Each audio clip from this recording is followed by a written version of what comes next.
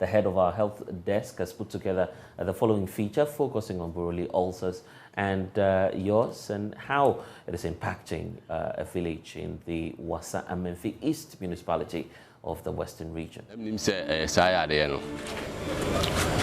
My first one buy and it's here. In the second one I buy and because control disease for no. And the honor more admit to a drusu. And the crony a cassia pa. And Siciano, I said a chrono echo. And the stain I be baby there or dear. The man and I'm saying, a man who cheraba. Said, sorry, I did dear Kurana, and he said, my wife, one son of a compared to Anibia Bamia. Indeed, I could 2 years in a day, Minya That story of 48-year-old father of 5, Yao Odru, a farmer in the Wasa Menfi East municipality of the Western region. He's been stuck at home for nearly 3 years, surviving on the benevolence of family and friends. His condition, the deadly Buruli Ulcer disease. If you are saying, I didn't be sharing sound. The day. Now, let me tell you, the last 2020, and February, and who said, I was initially unaware of my condition when I first noticed a hard, painless lump in my arm. However, it did not affect my daily activities at first. But in February 2020, I started experiencing severe pain, which I initially tried to treat at home. But as the pain persisted and worsened, I sought help at the Disease Control Center. It was there that I was diagnosed with Buruli ulcer. At first, I had to go for treatment every 2 weeks, but now I go for treatment every month. I'm worried about my condition as I was able to work before, but now I'm unable to do so. My sickness began on October 26, 2021, but I am slowly getting better.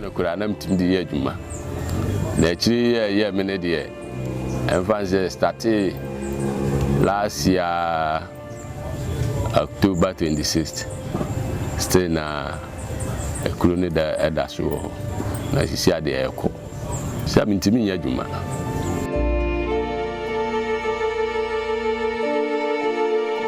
It is affecting marriages.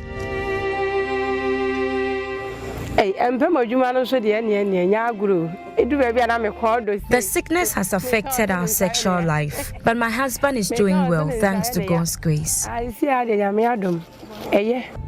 am Fred Smith, and in the following report, I will examine why Buruli ulcer and yaws remain a burden for the country, especially for communities where illegal mining is prevalent, and the impact on family and friends.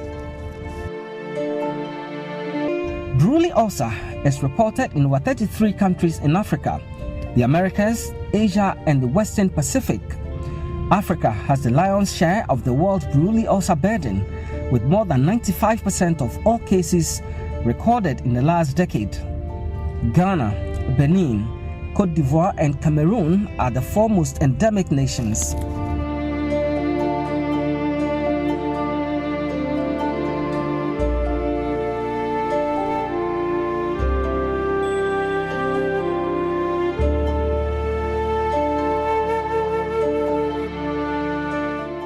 When diagnosed late, Buruli ulcer can result in long-term disability and potential disfigurement with resulting stigma.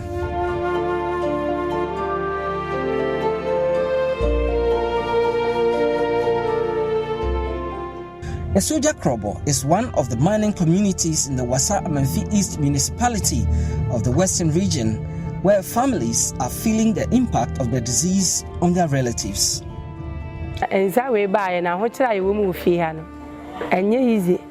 The family has suffered greatly since my husband's sickness began. We often struggled to feed the family, and we even had to sell our cocoa farm due to the financial difficulties we faced. We are left with nothing now, but we've been able to survive through God's grace. At least every sub-district health facility has reported 1 or 2 cases since 2018.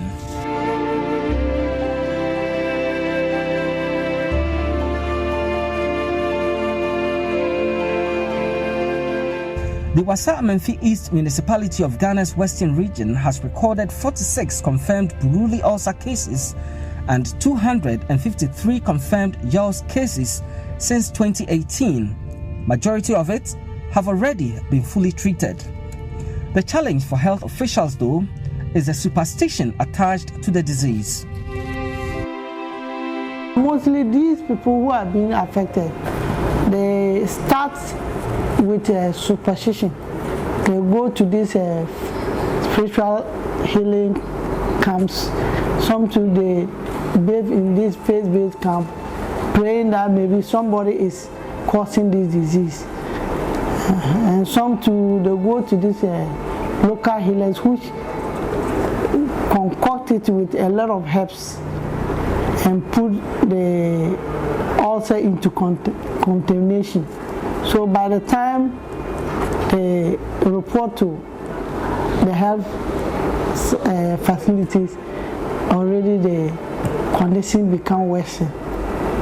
That's one of the reasons why some of them take long time before they are easily healed. Some too, they end up being in the room because they can no more move. They become unable to move to their farms or their areas that they need to go for their day-to-day activities. They cannot go. In nearby Wasa Afransia in the same municipality, health officials have to be vigilant to be able to convince persons infected with the disease to visit a facility for treatment. In 2019, we continue with our case search to almost all the communities within the sub-district, to churches, to schools, and we were able to detect 5 cases, suspected cases of Buruli Ulcer. And those cases, 2 out of the 5 were positives, and then there was another one that was clinically diagnosed. And all of them were put on treatment, and then they were all cured and discharged. In 2020, we did case search where we were able to detect 4 suspected cases of Buruli ulcer in the sub-district. Out of that, 3 were positive. And then one of them, we detected it in the very early stage. The person started with traditional medicine with the notion that it is being caused by spiritual attack, or someone has, the story was she went to farm and someone has threw her medicine and she developed that condition. So we spoke to them, we cleared the misconception, and then she accepted for us to take sample. We did the test, and then the case was positive. So she was put on drugs, and she was one of the clients that has been on drugs for a very long time. But glory being to God, we were able to cure. The wound also healed without any disability. Traditional authorities and community leaders are worried. It is a great concern to see so many of our people suffering from this sickness. I remember my younger sibling also suffered from this disease in 1998. I had to take him to the hospital in Agroyosu, where I was told that his leg would have been amputated if we had delayed. So, I strongly advise anyone suffering from this sickness to seek immediate treatment.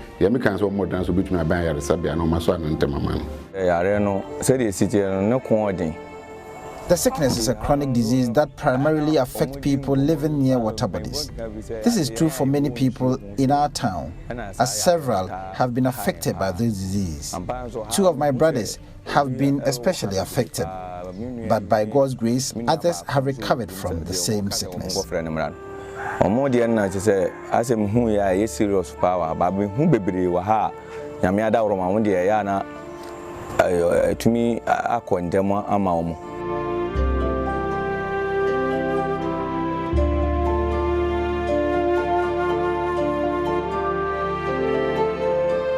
The National Commission for Civic Education is involved in educating high-risk communities in the Western region to seek early treatment. They are supporting community health officials to reach residents with information on the infections. In creating the awareness, we are also trying our best to make it possible for the community members to be able to detect the disease very early. And also we know that as we do the education, when they're able to detect the disease early, it's possible for it to be treated and treated well at a lower cost. So we sometimes collaborate with them by going to the communities to do video shows, educate the masses on the signs and symptoms of the disease, how we can prevent ourselves from it. And as part of NCC, part of our program is to educate the masses on environmental governance and sanitation. So through that program, we collaborate with Ghana Health Service, because we know that places where there are more dirty waters, where the environment is not clean and very dirty, these people living there are more vulnerable to some of these tropical diseases. So through that program, we also educate them on how to keep themselves clean and be able to prevent some of these diseases. So we usually collaborate with them by creating awareness.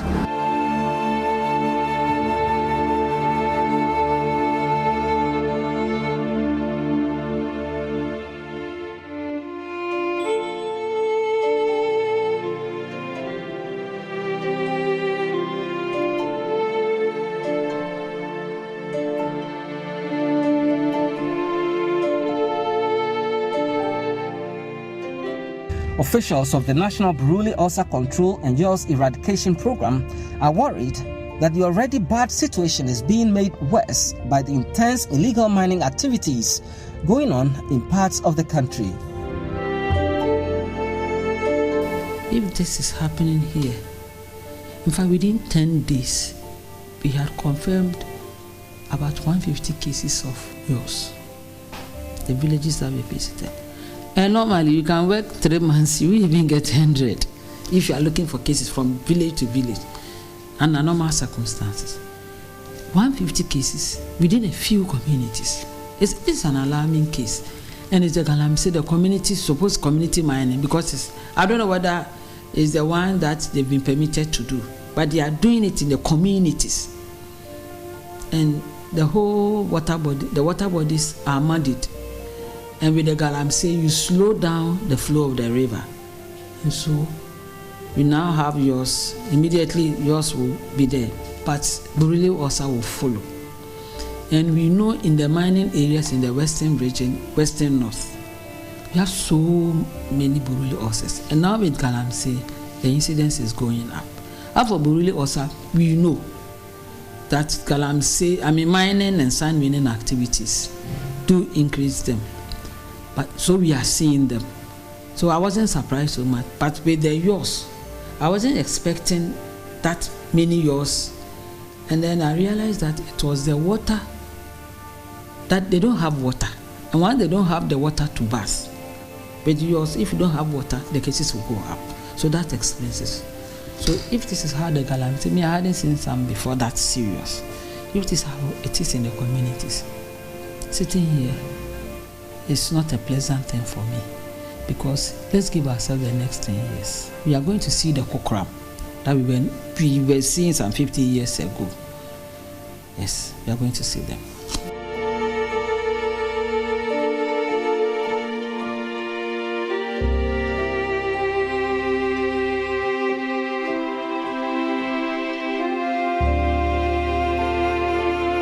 In October 2022, the WHO convened a meeting of countries with prevalence of Buruli Ulcer, yaws, and other neglected tropical skin diseases.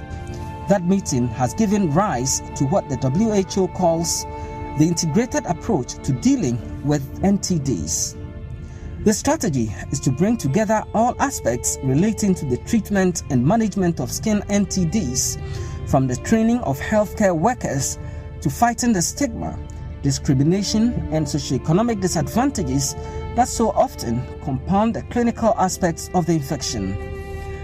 Thankfully, a piece of positive news on the horizon, as researchers at the University of Ghana have developed the Buruli Ulcer Discovery Database. the idea was to create a one-stop shop for drug discovery for Buruli Ulcer, which is a neglected tropical disease.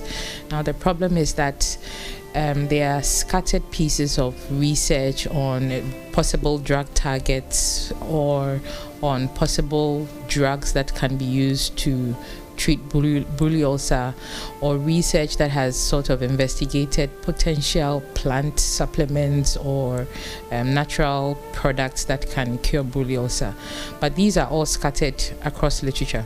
So the idea was to create a database that pulled all of these resources together, put together every single study that has ever been done on drug discovery for Buruli Ulcer in a one-stop shop idea, so that researchers can access all of this information from that single database. It saves time, it saves a lot of energy on trying to figure out what has already been done so that you don't do the same thing again. And then it creates a platform for easy discovery of what to do next in the whole search for a possible drug for Buruli Ulcer. The National Buruli Ulcer Control and Use Eradication Program is targeting to reduce the cases significantly. So not all districts are reporting the same. Some are not even reporting at all because either their capacity has not been built to do it, or they don't have, sometimes their capacity has been built, but they don't have the resources to go out there and look for the cases. For yours and Buruli, because basically they don't cause pain, people don't report to our facilities, and they are not diseases that will kill you. They will maim you. What you do, they will maim you. You end up with a disability. And so for us, because of the disabilities, the complications that come as a result of these diseases, that is why we are forced to go out there to ensure that we don't have the diseases, at least if we don't want some of them to occur. And those that occur, we don't want them to be serious. We want the mild forms of that. And so what we do for Buruli, for yours, we know how it's transmitted through direct contact. And you can't prevent people from getting contact into each other. We don't even have a reservoir. So what you do is, we want to treat everybody. When we see that it's in the community, we treat everybody en masse so that nobody has it to transfer to the other. For Buruli Ulcer, we don't know how it's transmitted, and so we cannot break transmission. So what we do is to identify the cases early and treat them, so you don't get the diseases being in the community. And then we give education so that people know that this can be Buruli Ulcer or jaws or whatever. So what happens is they report early, so they don't get the big lesions that are associated with Buruli ulcers. So once districts are not reporting, we don't know the number of cases, and now we don't have resources to go nationwide to tell who is having what. Some are not reporting at all, so we go into the data set, and then a zero. It doesn't mean they don't have the disease, they have. With our expert support, we've seen, these cases in all the districts, all the 15 districts we are working in. We found yours in all of them. We found Buruli ulcers in all of them, and then leprosy too in all of them.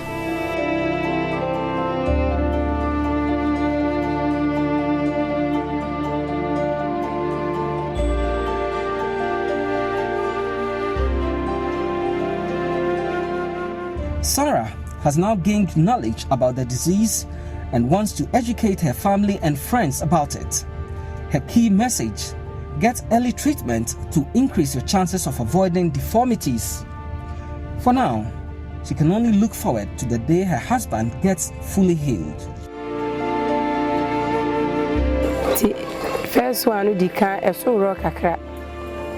My husband's skin sheared off when the sickness first began, but he eventually healed. However, it resurfaced again later on, causing him severe pain. We had to take him to the hospital for treatment, but he is responding well to the treatment now, by the grace of God. Nyame adom eye